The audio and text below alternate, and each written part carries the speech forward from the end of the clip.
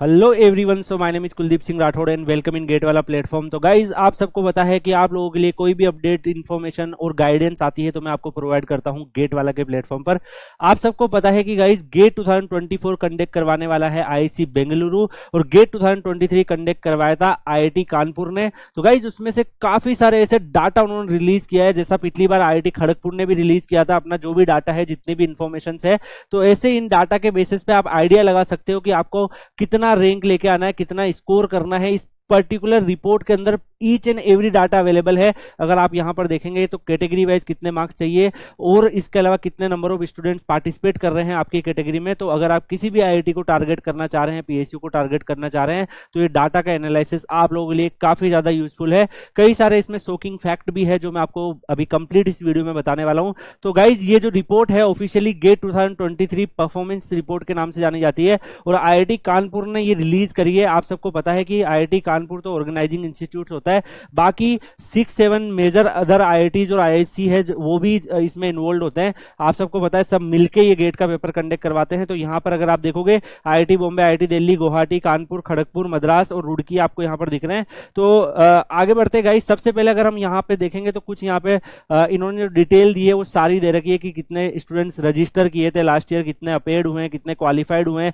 Even इन्होंने ये भी बता रखा है कि किस मार्क्स रेंज में कितने बच्चे थे। तो गाइस सबसे पहले अगर आप यहाँ पर देखोगे तो कुछ ब्रांचेज आपको दिख रही है जो गेट का पेपर लास्ट ईयर कंडक्ट किया था। इस बार जैसे अगर आप देखोगे डीए का पेपर भी ऐड हो चुका है, तो हर साल कुछ ना कुछ नए पेपर ऐड होते हैं। कभी स्टैटिक्स का पेपर ऐड होता है। आगे अगर हम यहाँ पर बढ़े गाइस तो इन्होंने पेपर कोड वगैरह अगर हम देखें एक्सी के बच्चों के लिए, तो एक्सी में आप सबको पता है कि आप डिफरेंट सब्जेक्ट के माध्यम से दे सकते हो। तो वहां पर पेपर कोड के हिसाब से आप जब एनालिसिस करो तो उसके डाटा यहाँ पर मेंशन है। अब सबसे पहले अगर हम पेपर वाइज बात करें गाइस तो यहाँ पर जो रिलीवेंट जो कोर ब्रांचेज है जिसमें मैक्सिमम बच्चे पेपर देते हैं, हम उनके बारे में सबसे पहले बात करेंगे।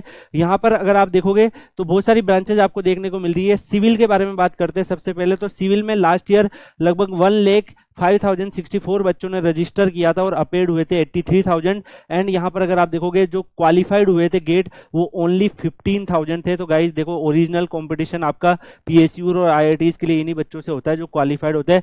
क्वालिफाई करने का मतलब कट ऑफ से जस्ट क्लियर किए हैं, तो मतलब यहाँ पे जो जिस बच्चे की 15,000 रैंक आई होगी वो ऑलमोस्ट कट ऑफ के पास में ही होगा। मतलब आप अगर गेट में 50-60 नंबर भी लेके आते हो तो एटलीस्ट आपके पास बहुत सारे ऑप्शन खुल जाते हैं एनआईटी आईआईटी में मास्टर्स करने का। अगर आप थोड़ा सा और एक्स्ट्रा ऑर्डिनरी कर जाते हो तो आपके पास पीएसयू और बाकी सारे ऑप्शंस भी अवेलेबल हो जाते हैं। यहाँ पर अगर आप देखोगे तो इन्होंने पूरा दे रखा कि एवरेज मार्क्स कितने आए हैं। तो सिविल में देखिए यहाँ पर एवरेज मार्क्स जो है वो 14.92 मार्क्स आपको यहाँ पे देखने को मिल रहा है। मतलब कि कुछ ऊपर वाले जो रैंकर्स होंगे वो काफी कम बच्चे, लिमिटेड बच्चे होते हैं, लेकिन अगर आप देखो कट ऑफ के आसपास वाले जो बच्चे होते हैं वो बहुत ही ज्यादा होते हैं। तो एवरेज अगर आप सारे बच्चों को काउंट करोगे तो यहाँ पे 14.92 मार्क्स रहा है। तो यार देखो 7 क्वेश्चन सोल्व करने वाला भी 14.92 स्कोर कर जाता है।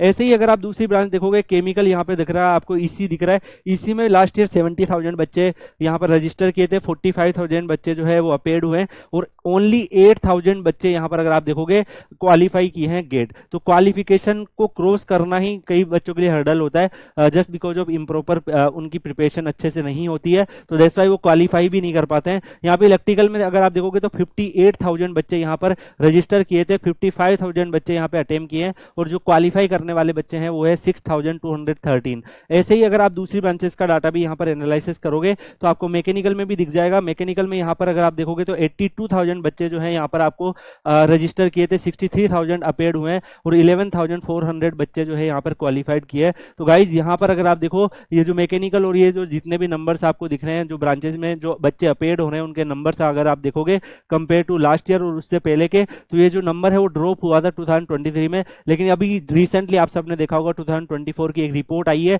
जिसके अंदर आपने देखा होगा कि 25% जो है बच्चे इंक्रीज कर गए हैं टोटल अगर जो नंबर ऑफ एप्लीकेशन इस बार जो फिल हुए हैं। तो अभी भी फॉर्म भरने की लास्ट डेट निकली नहीं है, 29 सितंबर आप सबको पता है कि लास्ट डेट है। तो अभी तो बहुत सारे फॉर्म और भी भरे जाएंगे। तो इस साल जो नंबर ऑफ स्टूडेंट्स है वो इंक्रीज हो गए और जब उसका डाटा आएगा मैं उसके ऊपर भी आपको वीडियो प्रोवाइड करवा दूंगा। यहाँ पर एक्सी के बच्चे के बारे में देखेंगे तो एक्सी के अंदर लगभग 15,468 बच्चे जो है आपको यहाँ पर दिख रहे होंगे जिन्होंने रजिस्ट्रेशन किया था। 11,258 बच्चे जो है वो अपेड हुए हैं और 2,274 बच्चे जो है यहाँ पर क्या किया है, क्वालिफाई किए हैं। सेम अगर आप यहाँ पर देखोगे कंप्यूटर साइंस के लिए भी आपको दिख जाएगा, कंप्यूटर साइंस का भी यहाँ पर आपको डाटा दिख जाएगा। आप सीएस का डाटा भी जाके देख सकते हो। सीएस में 33,275 बच्चे जो है वो रजिस्टर किए थे। यहाँ पर ये थोड़ा सा एक एरर है, ठीक है, आपको मैं वापस इसको दिखा देता हूँ। देखो टाइपिंग एरर है, इन्हीं की वजह से दिया हुआ है। रजिस्टर जो बच्चे हैं वो कम नंबर दिया हुआ है, लेकिन यहाँ पर अगर आप अपेड वाले देखोगे वो ज्यादा दिखेगा। तो यहाँ पर थोड़ा सा इन्होंने डाटा मिसमैच है, ये ऑफिशियल मैंने वहीं से मैं डाटा बता रहा हूँ, तो इसका एक बार मैं करेक्शन करूंगा कि इस डाटा में कहाँ एरर हुआ है। तो जो भी आईआईटी कानपुर चेंजेस करेगा मैं वो आपको वापस अपडेट कर दूंगा, ठीक है। यहाँ पर अगर आप आगे देखोगे गाइस तो बहुत सारे यहाँ पर पेपर वाइज, कैटेगरी वाइज और भी यहाँ पे डिटेल दी हुई है कि कितने बच्चों ने क्वालिफाई किया, कितना रजिस्टर किया। वापस एक बार और यहाँ पे आपको डिटेल देखने को मिल रही है कि जनरल में कितने बच्चे थे, SC ST में कितने बच्चे थे, वो सारे बच्चे यहाँ पर दिए हुए हैं। इवन यहाँ पर टॉपर्स के मार्क्स भी आपको देख रहे हैं कि मैक्सिमम जो बच्चे हैं वो किस रेंज में है। मिनिमम मार्क्स के भी यहाँ पे डाटा दिए हुए हैं। अगर आप देखोगे सिविल इंजीनियरिंग में सबसे मिनिमम जो मार्क्स थे वो -10 किसी बच्चे के आए हैं। ऐसे कंप्यूटर साइंस में -13 मार्क्स भी आए हैं। तो यहाँ पर स्कोर कार्ड माइनस में भी आ सकता है। अगर आपने ज़्यादा ही कलाकारी कर दी है तो नेगेटिव मार्किंग होकर आप माइनस में भी जा सकते हो। तो यार देखो इसमें यूजफुल जो डाटा है ना वो मैं आपको बता दूं, सबसे यूजफुल डाटा मुझे जो देखने को मिला वो ये वाला डाटा है, क्योंकि यहाँ पर इन्होंने क्लियरली मेंशन किया हुआ है कि किस मार्क्स की रेंज में कितने नंबर ऑफ स्टूडेंट्स है। तो गाइज अगर आप यहाँ पर देखोगे हर एक ब्रांच को, अगर हम एक ब्रांच को उठा के देख लें यहाँ पे कंप्यूटर साइंस को, तो कंप्यूटर साइंस में अगर आप देखोगे टोटल 75,600 बच्चे आपको यहाँ पे ऑलमोस्ट दिख रहे हैं। और यहाँ पर जो 80 से 90 वाली रेंज थी इसमें 40 बच्चे थे और 90 से अबाउट 3 बच्चे थे। ऐसे ही 70 से 80 अगर आप देखोगे तो यहाँ पे 150 बच्चे आपको दिख रहे हैं और 60 से 70 में 495 बच्चे दिख रहे हैं। तो यहाँ से आपको आइडिया लग सकता है कि मेरे को 60+ मार्क्स लेके आना है तो मैं ऑलमोस्ट टॉप 500-600 में रहूंगा, तो मेरे पास टॉप आईआईटीज का ऑप्शन अवेलेबल रहेगा। तो इस डाटा के हिसाब से आप जज करके देख सकते हो कि आपको ऑलमोस्ट किस रैंक के अंदर जो है वो आपको अपने मार्क्स जो है वो सिक्योर करने हैं। तो इस वाले डाटा को भी आप एनालिसिस कर सकते हो। ये पीडीएफ मैं आपको प्रोवाइड करूंगा गेट वाला का जो ऑफिशियल टेलीग्राम चैनल है वहां पर। इसके अलावा आप Kuldeep sir _PW Telegram channel join कर सकते हैं, वहां पे भी मैं ये पीडीएफ प्रोवाइड कर दूंगा। देखो होता क्या है, कई बार पीएसयूज में वैकेंसीज निकलती है और उसमें स्पेसिफिक कैटेगरी वाइज वैकेंसीज भी होती है। तो उस कई सारे बच्चों को ये पता नहीं रहता कि मेरी ये रैंक है, क्या मेरे पास इस पे कॉल आ सकता है अगर मैं SC कैटेगरी का हूँ या ST कैटेगरी का हूँ। तो यार ये जो टेबल है ये काफी हेल्प करती है, क्योंकि यहाँ पर आप चेक कर सकते हो कि आपसे ऊपर ST के कितने बच्चे हैं और कितने बच्चों ने कौन कौन से PSU में फॉर्म भरे होंगे। तो उससे आपको एक रफली आइडिया लग जाता है कि आपको किस PSU का फॉर्म भरना चाहिए और किस PSU का फॉर्म आपको नहीं भरना चाहिए। यहाँ पर आगे अगर हम देखें गाइस और भी डिफरेंट ब्रांचेस का, सारी ब्रांचेस का मेंशन किया हुआ है, ठीक है। यहाँ पर आगे जो इन्होंने paper wise, category wise range marks बता रखे हैं, तो इन्होंने ये सबसे अच्छी चीज मुझे यहाँ पे ये लगी कि इन्होंने ये भी बता दिया है कि किस कैटेगरी के बच्चे जो हैं वो टॉप में आ रहे हैं। तो यहाँ पर देखो मैं आपको एग्जाम्पल लेके दिखा रहा हूँ कंप्यूटर साइंस का। अगर आप यहाँ पर कंप्यूटर साइंस का डाटा देखोगे तो आपको आइडिया लगेगा। काफी एनालिसिस करने के बाद मैंने ये कंक्लूजन किया। यहाँ पर अगर आप देखोगे तो एक सेकेंड मुझे दीजिए।